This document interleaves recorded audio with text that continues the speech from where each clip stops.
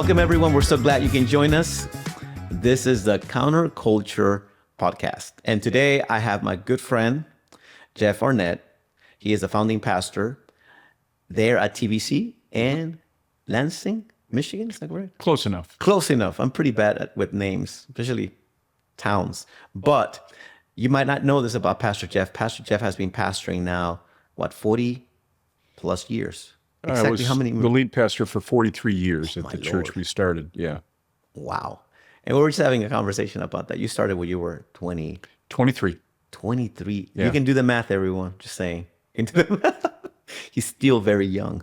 But a lot of experience, by the way. And that's why we have him here, because he has a lot of experience. Over the years, you've seen tons of people. I mean, a ton of people. And at the same time, you've learned so many skills, social skills, because you've seen a ton of people in your I've tried to. And so today we're going to talk about the concept that you got to preach to us at the church. So whether you are a Christ follower or not, I think these are principles that will help you in your life when it comes to your family, when it comes to relationships. So today we want to focus on relationships. Then after this podcast, since I've been out for a while now, we are going to give you 2 podcasts.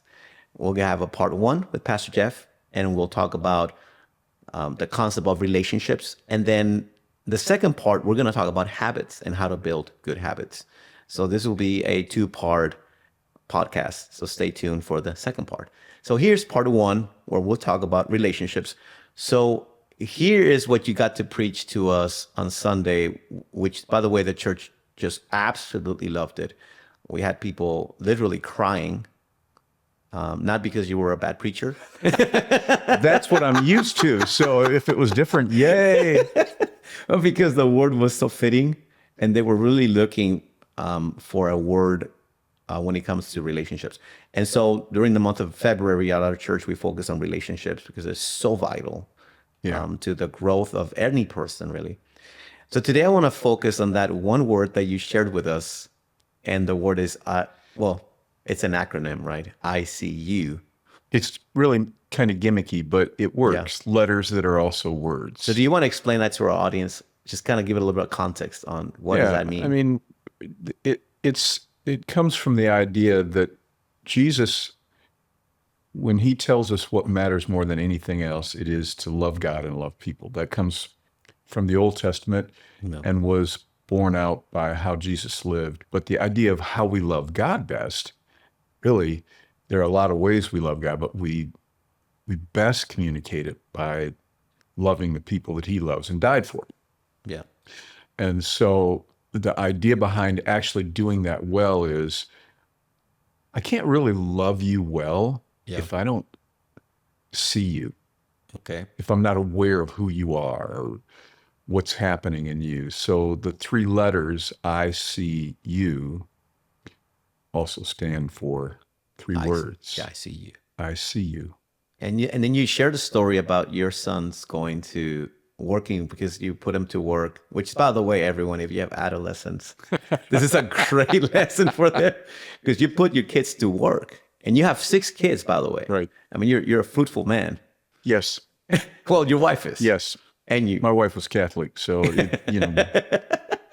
And so now you have 6 kids, and you are telling every one of them that they need to work. Right. And you're instilling in them, when they're in high school, a sense of work ethic. Or earlier, yeah. That was the goal. But tell us a little bit about that story, because a lot of our listeners have not heard that story. Yeah, well, the idea is that the kids almost all of them worked in fast food places somewhere. And so they would come home and say, I feel like I don't know how many people came through the drive-through window when I was working today, but none of them saw me. I could be a faceless machine. And I thought they were complaining until what I believe is the leadership of God to me, even a man in my 40s, to say, okay, I want you to work at McDonald's. So I got a job at McDonald's. And wow, it was amazing because they were right. They were right. People walk up, they make their order, who never even see you. It's like they don't even know you're there. And of course, now the irony is most McDonald's you ever go to now, there's kiosks in Yeah, the there's front. kiosk. You just go up and because who needs a face? You don't see it anyhow. Well, I don't want to bother with people. That's what people are thinking. I Right. don't want to bother with people. I Right. just want to get in, get out. That complicates what I just want some stinking food. Correct. I don't want to have to look at somebody and be friendly and all that. Yeah. And I've realized over the years how much, and I was a pastor, I was supposed to be about people, but Yeah. how much I did that very thing. Yeah. Well, I think our culture kind of shifted in that direction where I really don't want to be bothered by people. Like I grew up I was born in the States. I grew up in Matamoros. Now in Matamoros, one of the things, Matamoros, Tamaulipas, for those of you who might not know, we are at the border. That's a border town with the United States. And I grew up on the streets of Matamoros and everyone was out. This is before the cartel took over, unfortunately. That's another story altogether. But before those times, people would just go out and they would say hi to each other. The neighbors actually knew one another. Kids actually knew one another. And we got to play and we got to have and experience a lot of fun seeing one another. Nowadays, when I came over to the States, it was so difficult for me because I kind of lost that. I came back in the States when I was about maybe 12, 13, and everyone was in their homes, inside. No one was outside. Well, I think with the whole COVID thing, 2020, now fast forward a few years later, by the way, everyone, because I'm still pretty darn young. A few years forward, this is 2020. And this is this COVID thing that happens, and now we are isolating ourselves even furthermore. Yeah. And so, what effect has did that have on all of us as humans? Where now I'm fending for my life. I don't want to see people, and I'm putting a mask on my face now. Right. And so now we, of course, thank God. Fast forward now a few years. Now we're past that, but the ramifications of that, you can still feel them. Actually, my perspective, being an older person compared to you, my parents' generation, so I'm a boomer, they would have been builders, right? Yeah. You look at some of the older homes in big cities, Yeah. they all had front porches. And people would go out and sit on those front porches. So probably much like Matamoros, they would know each other, they would talk to their neighbors. And then fast forward into my generation, and homes were being built with maybe just enough front porch to get you up the steps to get in the house. Yeah. No place for that kind of interaction. Yeah. And then now you have electric garage door openers. So you drive home from work, you hit a button, you go in, you hit the button again, it closes, and you're there and you stay within and you never even see your neighbors. Yeah. And then, add the digital age where we can hide behind, everything digitally, and we're so far apart. And yet our highest calling as followers of Jesus, and even if you're not a follower of Jesus, if you want to live a wholesome life, it's in relationship. Yeah. We need relationships. And so we, in some ways, have lost some of the skills of how we connect with each other. And that's why it's so critical to be I see you person. Yeah, I think you bring a great message, not just for inside the church, but really all around. Because this, once again, I don't want to overstress this. I think this is important in our culture today. I see it. So bring back again the concept of why. So my question for you would be, why is this ICU so important for, let's say, relationships between husband and wife, between my kids, and with friends? Well, I can tell you that you could ask 10 teenagers, do you think your dad sees you?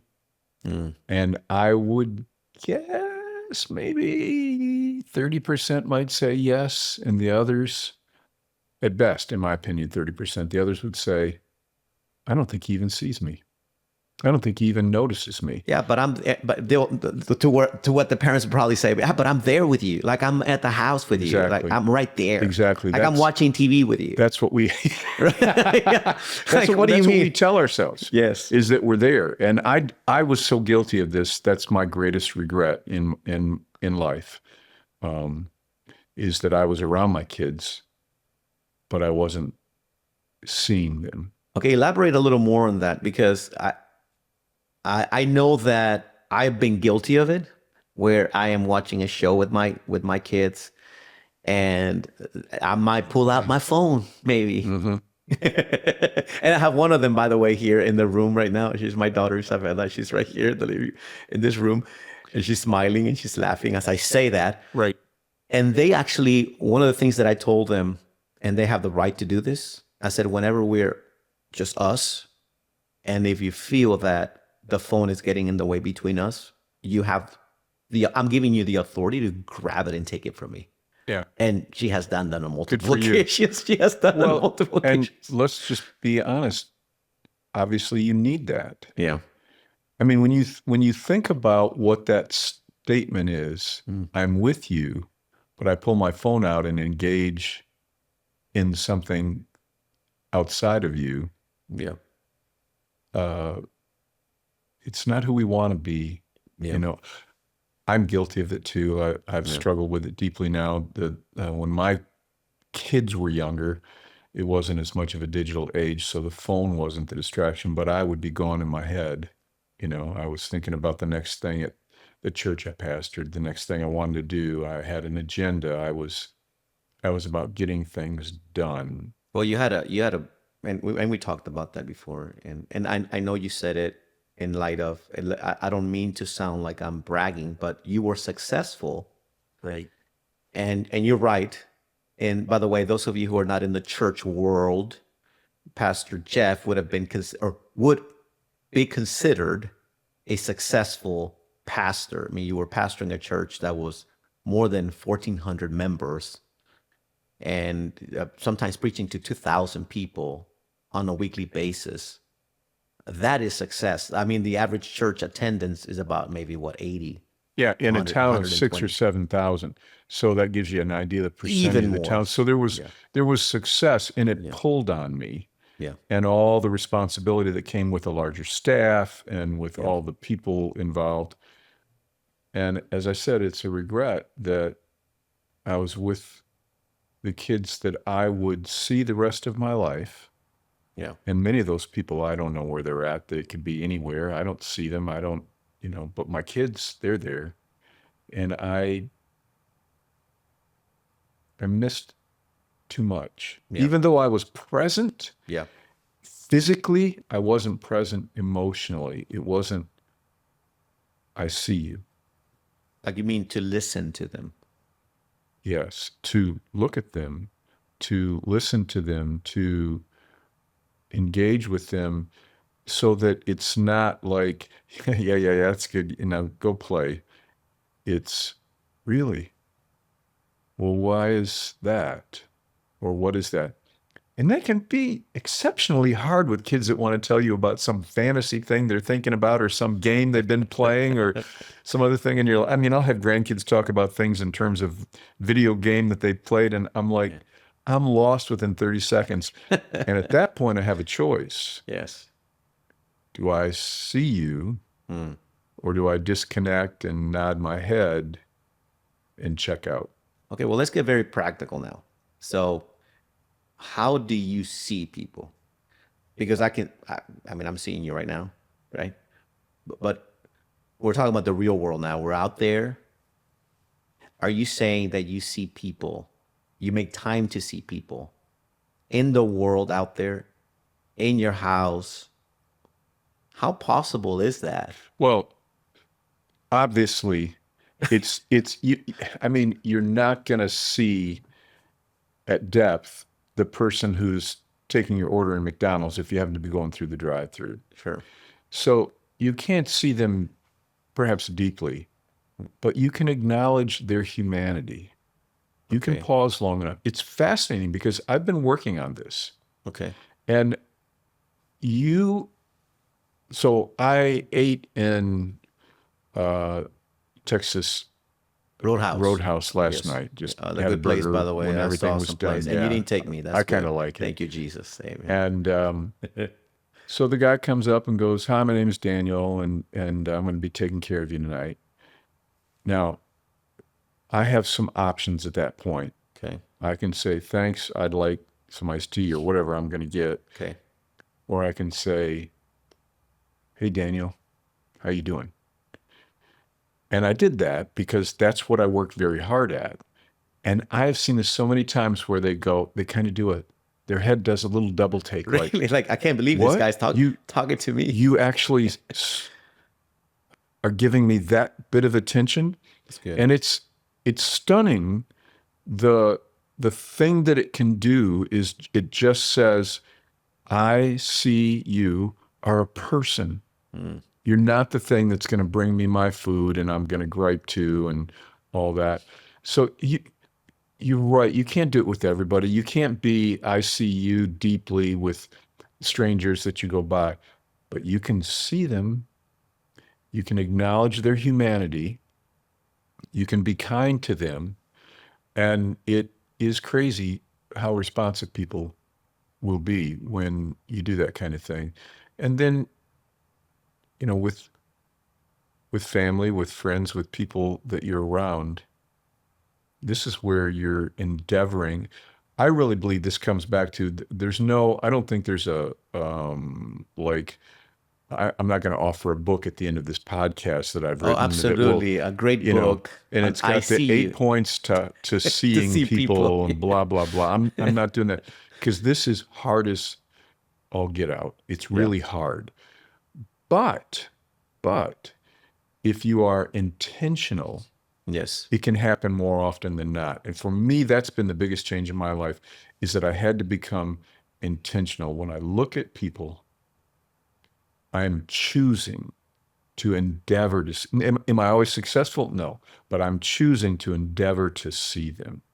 So the intention can change the relationship. How has it changed you? What benefits do you get? Because I can see the benefits of not acknowledging or I see you people. If I don't see them, then I can just go about my business. Correct. And Correct. does that make sense? I mean, it sounds selfish, everyone. But Right. I'm trying to bring our culture into. Yeah, sure. That's our culture. I mean, Right. that's what they say. I just don't want to see you because if I see you, and sometimes we even do this, right? I don't want to Right. see it. If I see you, you want something from me, Yeah, or you're going to be weird, or Exactly. there's all kinds of reasons why I don't want to see you. Correct. And yet, in every person, me, you, everybody that's watching or listening to this, there's two parts of you. There's that part, which I would call maybe the more surface you, Yes. but there's a deeper you Yes. that says, "I want to make a difference in my world with my life." Oh, that's good. And I think we know intuitively that that's going to cost us a little bit. Yeah. And so we let that surface me kind of speak up and take us through the daily life. But if you want to be who you feel like you've been made to be, a difference maker, Yeah. a value adder, if Well, you will. let me stop there for a minute and I hope that I don't want you to lose the train of thought that you have there, but you are bringing something that is deeper, in a sense of the need of humanity is to feel fulfillment. That is one of the greatest needs that every human being has. It's been studied by scientists. It's not just the need of being fed, which is so important, of course, having a shelter, but the feeling of fulfillment is detrimental.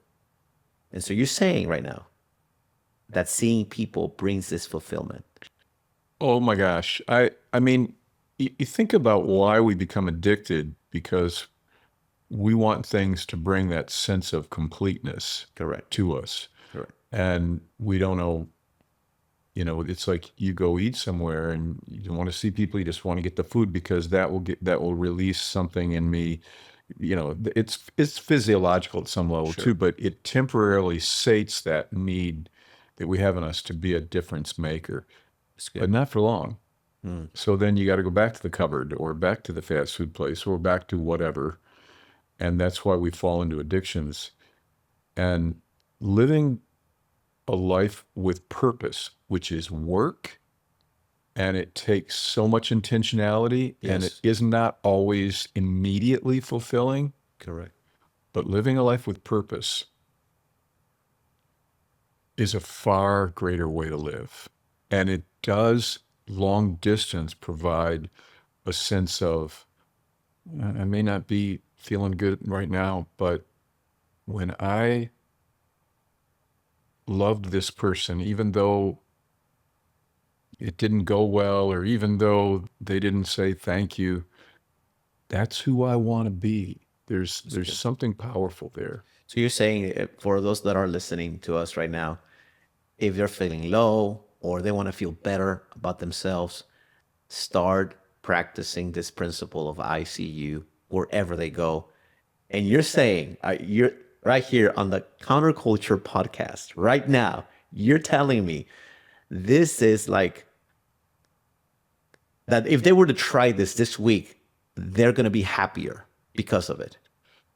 No, 1 week. I'm not saying that. Okay, what are we saying then? Well, I am saying that this concept is countercultural It is. because culture tells us more experiences, more pleasure Yes. is what we're made for. I am saying no. True. We are made for something bigger and better. That's good. What I would say to you is you work at it this week. Yes. You will see a difference, but it may be not this week. It takes a little longer. It's like working out. You know, Yes. you can't go, well, I'm going to start eating right and exercising, and within a week you've lost 30 pounds. If that's the case, you're very sick. Something's wrong. Yeah. But you're working towards a higher goal. Yes. And what you can get is that sense of, right now this kind of sucks. It's not easy, but I'm going in the right direction and I know it. Good. And so there is enormous power in that. And that is going against the flow. Yes. When you choose that, you're swimming upstream when you're saying, I'm going to see people. But see, here's what I would say. And here's the reason why I'm like countering what you said, Sure. in that I think the wrong reason to try to be an ICU person is it will make me feel better. Correct. Which is our culture. Yes. Again, that's falling into the trap of it's about me. Correct. To become a true ICU person, it's about you. So I'm But the other person you mean, focused, yes. externally. I'm focused on outside me, on others. And there's something in that. I mean, Scripture is very clear on this. Three Sure. things remain: faith, hope, and love. And love, correct. What's the greatest? It's Love. It is love. Yes. It is the act of loving others is a supreme fulfillment. What did Jesus do? He ultimately gave his life as an act of love. That was the greatest thing. He was our example. So at least for Christ followers, we're clear on that. Loving people Yes. is what matters beyond anything else. Now, at first, it's not going to feel good. You're going to feel awkward. It's going to be like, oh my gosh. it can be. I'm acknowledging people now. It's like, oh my goodness, like I'm running late to my meetings now, or maybe not late necessarily, but it's an inconvenience, shall we say. It could become an Right. inconvenience. Oh, it almost certainly will be, because it's just easier not to be intentional about seeing people. Yeah, of course. Like I mentioned earlier, it's like I walk in, okay, give me what I need, and I don't need to acknowledge Exactly. the humanity. I love the way you placed it. I don't acknowledge the humanity. You're in front of a human being, Right. not a robot or And sometimes machine. it actually, this is maybe a little side path, but it actually takes courage to be an ICU person, because the intentionality behind it is, when I see you do something good, I've used this term, 4 letters now, I see you be. Oh, I love that. So I see you being this, I see you doing this. And sometimes, Did you notice that? I'm sorry, I'm seeing you right now. I just got a phone call and I turned it off. Come on, because I'm seeing you. yeah, right now. See Yeah, that? actually, you'd lost sight of me for a while there. You picked your phone up and you were like, I turned it up. Oh, that text, I better respond to that right now. Drives me nuts when people do that, but It is. You ever go in a restaurant and see a couple and they're like eating dinner together and they're both looking at their phones? They're Oh my facing each other, gosh. but they're looking down at their phones and you're The whole like, family is. The whole family, the kids. It's crazy. You want to walk up to them and say, hey guys, you see each other? Shut up. I'm looking at social media and feeling jealous of my friends who are posting their best life In now or Cancun. whatever. In Cancun or the it's just Bahamas. ridiculous. But what I'm saying about this, the idea of I see you being or I love that see you part. be is sometimes it's just nerve-wracking. Like if I go up to someone because I see them do good and say, hey, I saw you do good, they might think I'm weird, or they might reject it, or they might Yes. think whatever. So I'm at my granddaughter's volleyball game one night. And on their team, there was one girl who was a 9th grader, Yes. and she had been brought up to varsity, which is a pretty cool thing, you know. That is and pretty good. when I watched her play, I could see, I understand why they brought her to varsity. She was good, but it was more, she brought this great passion. So I'm watching her, and through the game, I am just amazed because she would make mistakes. She's a freshman, you know, and she made some Correct. freshman mistakes. Correct. But what I loved about her that you don't always see in players is when she screwed up, she owned it. Really? She'd just look at the other players and go, my bad, my bad. Really? But then instead of pouting or feeling sorry for herself, she was get back in her position. She was ready for the next serve and she was going after it. And I just thought, if more people had that, and then the thought came to me, okay, a person who sees that good should tell them. And I thought, I should tell her. This is going to sound funny, but my next thought is, no, because she'll be like, some weird old man just came up to me and started talking to me, and I got creeped out. And then I thought, okay, wait until she gets by her mother, because I knew who her mother was. I could see her up in the bleachers behind me. And I'm like, talk to her. And then I thought, no, she'll think some creepy old man is talking to her. And I actually had said to myself, I'm not going to say anything because I don't want to look stupid. See, this is Correct. part of the problem, Correct. That's good. is that it's more about me Yes. than it is I see you. Oh my goodness. And so the game ended, and I just felt on the inside, Jeff, just tell her. So I waited until she got up in earshot of her mom, and I said, hey, you don't know me. She goes, yes, I do. Ah. You're Naomi and Maddie's grandpa. And I said, well, cool. I said, I just wanted to tell you. And then I told her what I saw. Mm. And it was so cool because she lit up That's so good. and her mother lit up. That's so good. And I could have missed it Mm. because I was afraid of looking kind of dumb. Yeah. And I see this so often. People see someone do something good and they're like, that was good, but they don't tell them. Mm. They don't say it. So what good is it if you have good intentions but you don't do it? Exactly. This is the point of ICU, is this is not something you feel your way into. This is absolutely an action of intentionality. That's so good. And you got to be intentional about it. And you might not see the effects on your life immediately Correct. within a week or two, Correct. but long term, I don't know when, that be a month, you'll see the benefits, the fulfillment Yeah. of, we call that in church sowing a seed, or Exactly. You planting begin good to reap. seed. Right. and you begin to reap that benefit. Mm-hmm. Because whatever you give, it comes back to you tenfold. And now people are sowing into your life. Now people are seeing you. And so I like that concept that you brought up right now about I see you being. You mentioned a little bit about I see you. You mentioned this young lady that you complimented and you affirmed her in what you saw in her. But then let's take this now to, let's say, our children, our spouses, our wives, our husbands, and people that are close to us, our brothers, sisters, you name it. How can we apply this I see you being or becoming? Maybe they're not fully there yet, but I certainly can see it. Yeah.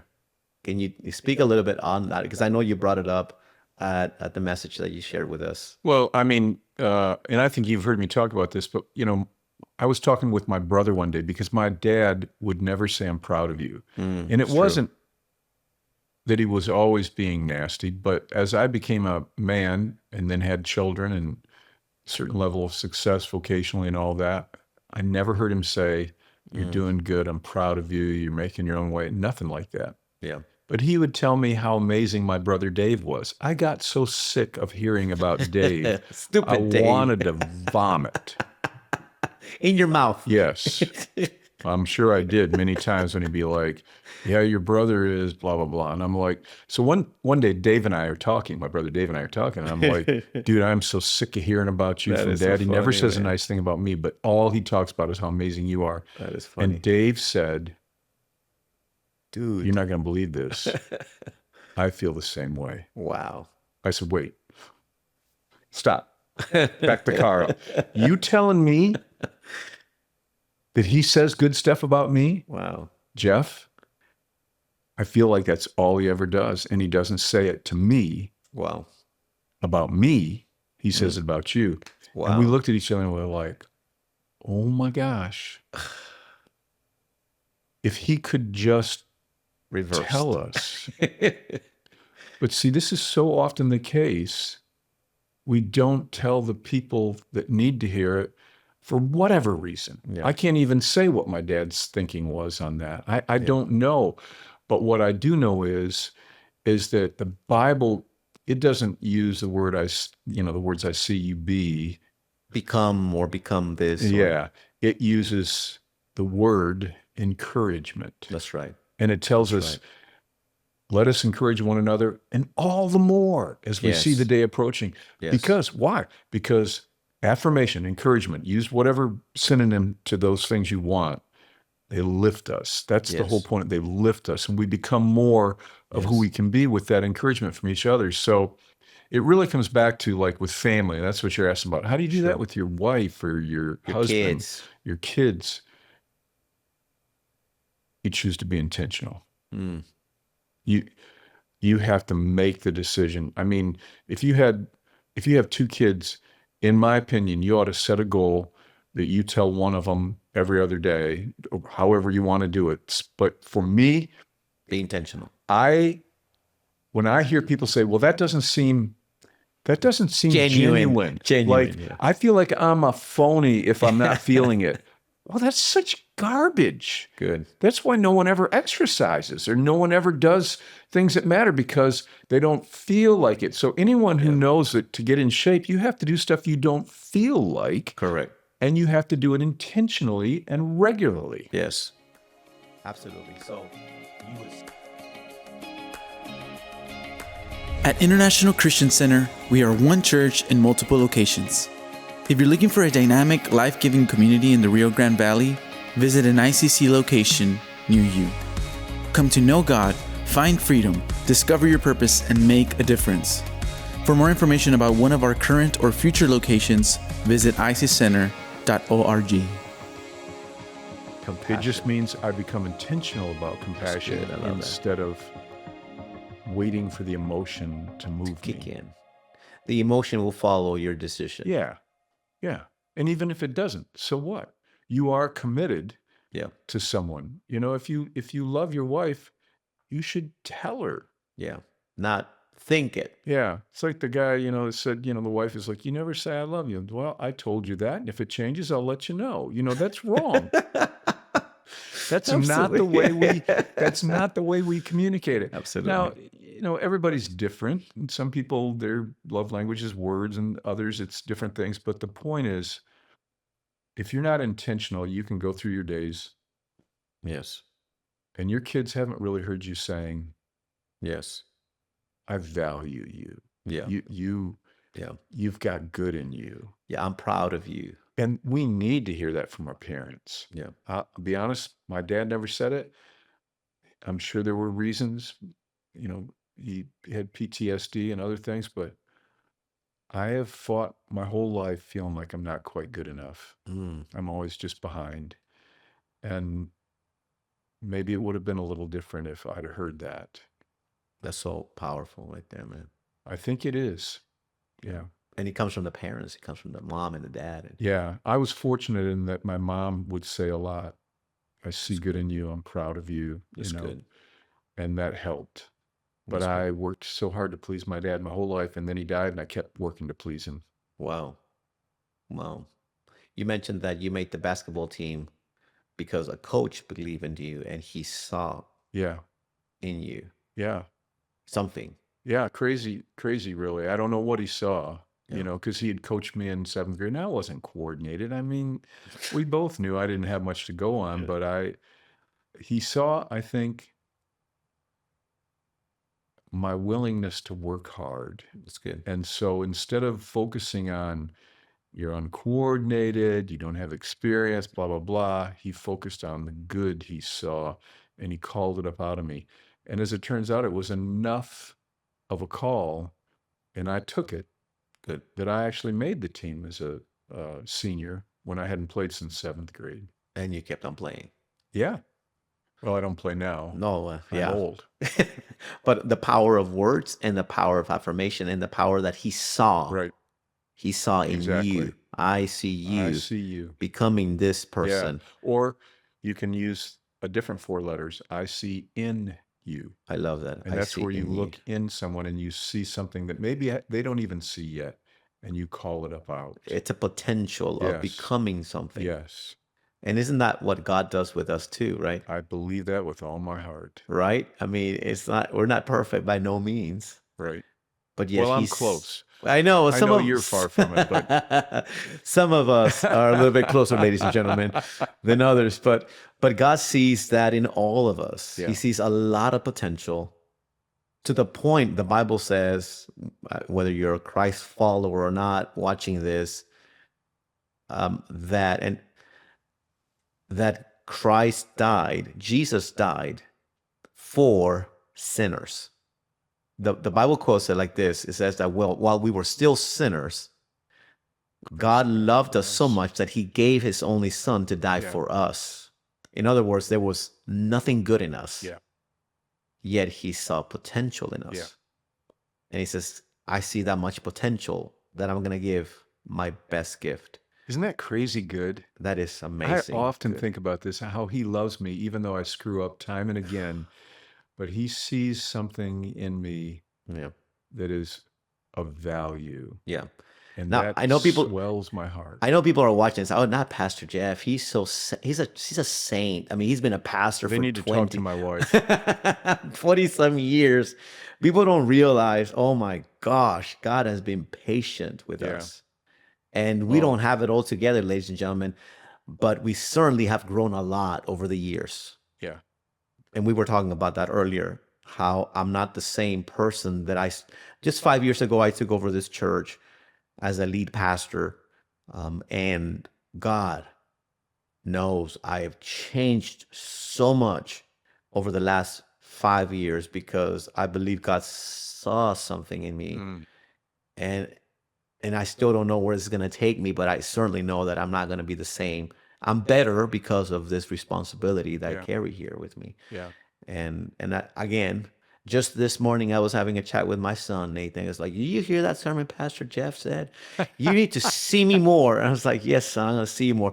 Let me end a little bit with that, because I don't know how much time we got, guys. Do we have enough time? By the way, we got the guys here with us, and they're chatting. I don't know what they're doing. We got about 5 minutes. We got Pastor Kevin there. We got the great Abner, the amazing Abner, the modern Steven Spielberg, the Hispanic Steven Spielberg. I don't know how much time we got, guys, but I know that and there's a fine balance with disciplining your kid and being stern with them, and at the same time speaking life into them. Mm-hmm. And I've made this mistake many times, and I think I can see it now in my life, where I would say things like, well, if I don't know how many parents have done this, if you don't study, you're just going to be a loser, or if you're not going to get an education, and you're going to be without a job. And we paint this horrendous picture for them. And I know intentionally we're trying to tell them to put a little bit of fear in them so that they can move and be successful with their lives. But sometimes we carry it a little too much. And rather than seeing or speaking words of affirmation, we begin to say things that are the opposite of that. Mhm. Can you speak a little bit on that? And where is that fine balance between I'm bringing awareness to what could potentially happen to you and which I don't want, to let me speak life into you. Although I don't see it right now, all I see is you're a wrecking ball, buddy. You are a mess. Yeah. How Yeah. do you navigate that? Yeah. I mean, of course, and my children will tell you I am no expert in this.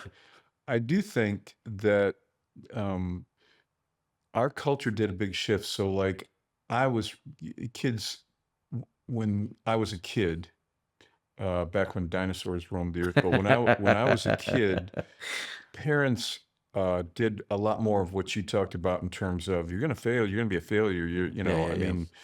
Uh, there was a lot of that, Yeah. and often when I talked about the way my dad would talk to me, I've had so many people come who are in the same generation as me and say, Yeah. I heard the same thing. It's like they didn't know how to say, you got it good. So there was sort of a reaction to that. Mm. And it's fascinating to me that a lot of parents of younger kids, even to this day now, like my children and on, they're telling their kids, you're a winner, everyone's You a got winner, this. Okay, I see. everything. And so they go the other direction. And what they're really doing, they're not calling out something they see. They're just thinking, if I just say you're a winner, it'll make you feel good about yourself and you'll have Okay, self-confidence to good. go. So I do believe there's a balance. Good. And that's exactly what you were saying, I Correct. think, is that you do want to speak reality to your kids, Yes. but you also want to speak the bigger picture. You work hard Correct. and you see these things happen. So to me, the affirmation of when I see you be this, when I see you becoming Become. this, when I see you doing this, that draws them higher, as Yes. opposed to kind of trying to frighten them the other way, like what I was raised with, or the other Extreme. far into the continuum saying, well, everyone's a winner, you're a winner, you'll be the president of the United States. No, you And won't. junior. You're not going to be a professional football player. I mean, you're 5'1", and you will always be 5'1". yeah, I mean, we still have to have reality. Not everybody should get a trophy every time they play the game. That's real life. So what do we call that in today's culture? What is that? I know there's a lot of that going on as well. What do they call that, Kevin? Is that like is that gentle parenting? I don't Or even know. helicopter parenting. There's all kinds of, but gentle parenting, I think there's actually some great value in gentle parenting, because with my kids, I was like, you can shut your mouth. I mean, I was often not gentle. And so I do see parents, like I watch my kids, and it's pretty powerful. They are allowing that child to work through that stuff. Yeah. Where I was raised, a kid was to be seen and not heard. You keep your Yeah. mouth shut, Wow. you just behave.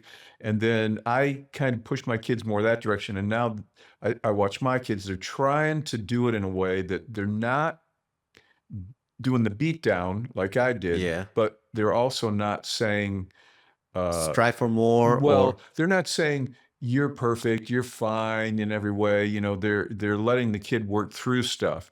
And so I think there's value in that. I do think that in our culture, though, there's been a lot of that kind of everyone's a winner. Yeah. No one believes that. So you're trying to convince your kid everybody's a winner, but no, Yeah. okay, yeah, you participated and that's good and I'm proud of you. Yeah.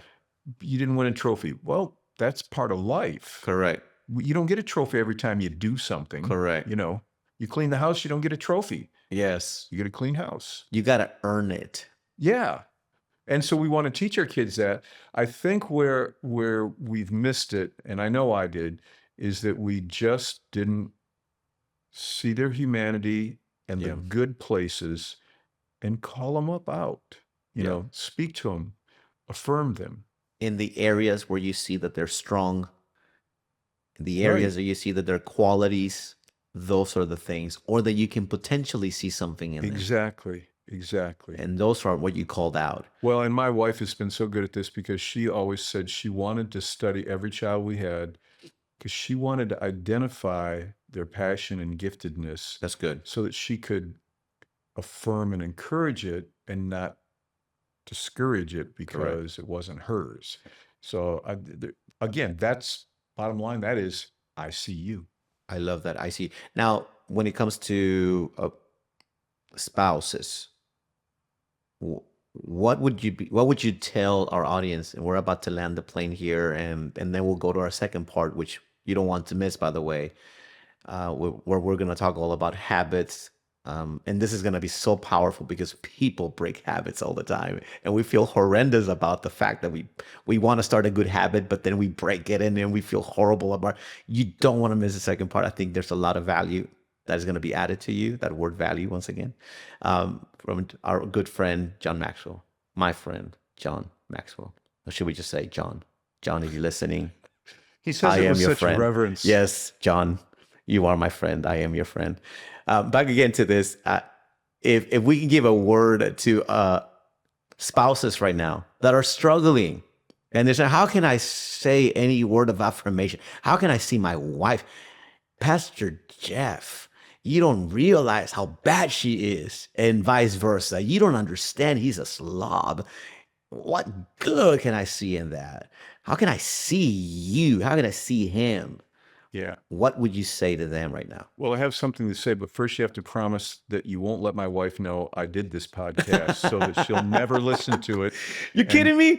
Miss Ann will be the first one. She'll be the first. Miss Ann, you'll be the first one to watch this podcast. Come on. What I would say is that when you get wounded, which is inevitable in marriage, okay? In any relationship. Anybody that tells you, yeah, we've been married for 10 years and we never fight. Okay, as soon as someone tells me that, I'm like, you're a stinking liar.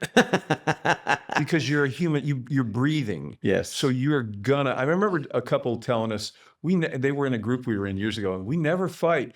And then about 2 weeks later, she was telling about how she threw a shoe at him and broke the picture window in the front of their house. I'm like, well, then Ann and I have never fought either. You know, What is that? Everybody gets wounded. Now, here's the thing.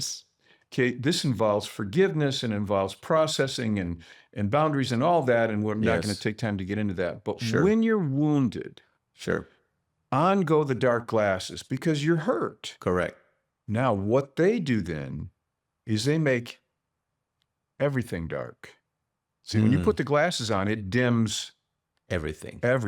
True. And so you stop seeing the good things as good things, Yes. and you pass over them and only see the things that are deeper, darker, like a black hole. This, again, is the power of ICU being an intentional behavior. That's good. If you want to grow your relationship with your husband or wife, and I say this with the understanding, I'm not perfect at this, I'm working at this, but I really am, and I think it's helped in my relationship with my wife. See that good and call it out. That's I good. see you do this. I love how I will try to tell her how she is with our children, with our grandchildren, with the way she treats people. I look for those things because what happens is I'm wearing these glasses because I've been wounded in some way, but then I'm determined, no, I'm going to see, so I have to drop them down a little bit, like reading glasses or something, so I can look above the darkness. Yeah. But that's intentionality. Back again to intentionality. It really is. Let me see the humanity of my wife. I'm going to see my husband or my wife. I'm going to see the good. Correct. Even if I'm not feeling it. See, ICU is not about feelings. And Correct. that's why I said earlier, it's not about the reward you're going to get. It's about doing what's right. Although there is a reward, There is. but you don't- won't see if it you do it for that reason, beginning. you get discouraged. That's why people quit habits too. Correct. Right? You Which start were- exercising. correct. Well, I'm not, you look in the mirror and you're like, looks I've as bad stopped as eating. ever. I've stopped eating donuts, and I still don't see this belly Yeah. going down. So I'm going to Krispy Kreme or wherever. I don't know if they have those To down comfort, here, but- we do. To comfort myself. Yes, that's the home of the devil, but it's a great place to visit It's once in a a place. while. I always thought it was the manna of heaven for some Oh, reason. man. But I tell you one thing, I think our audience has been blessed by this. I hope that they've been helped in some way, because an ICU mindset or intentionality, I believe, will change the world. I mean, it could literally change our culture. Jesus was an ICU person. Exactly. Jesus was the biggest ICU person in the history of humanity. My gosh, he looks up at Zacchaeus in the tree. A short guy. Yeah. You That know, no the one, guy that no one nobody paying liked. attention. Yeah, no one liked. I see you. Come on down. Let's have lunch at your house. Now you got to consider who Boom. he was. Who was Zacchaeus? he Zacchaeus, was a tax collector. he was a tax collector. Yeah. He was disliked, disdained by his Jewish compatriots. And yet Jesus sees him yeah. and calls them down and goes and eats at his house. I know it's mind blowing. Jesus was the ultimate I see you person. I mean, this guy, Zacchaeus, was a political person. He must have been a political person because he was in politics. He Right. was collecting taxes from his own people Yeah. for the Roman Empire. He was a traitor. He betrayed his own people. And yet Jesus, the savior of the world, the Messiah, people could not understand that. Religious people just couldn't understand that. Yeah. He calls on this guy and says, "Hey, I'm gonna go and eat at your house." It's almost like someone saying, "Hey, I'm eating with, you name any politician. I'm eating out with this politician. How can you go with that Democrat? How can you go to the house of that Republican and eat at his house? You call yourself a pastor? Yeah. hmm You call yourself a Christian and you're hanging out with that guy?" Jesus was the biggest countercultural person in the history of humanity. Because what he saw was humanity. Absolutely. He saw people. I And loved see him. you. That's why he said, love God, love people. We Yep. think love people is only the ones that agree with me, only the ones that look like me, only the ones that think like me. But no, I see you is for everyone. Amen. I love that. Preach it, brother. Come on, man. That's awesome. Well, I think we're going to end with this first part, and then we'll go to the second part, which you don't want to miss, where I'm going to ask Pastor Jeff all about habits because, well, frankly, I mean, you are the habits person. You really are, right? I mean, you get up like at 4 a.m, you jog, I think at 4 a.m, you I jog, walk. you walk, you pray, you solve the world's problems. By 8 o'clock, you're done with the Generally day. by 7. And you do this every day.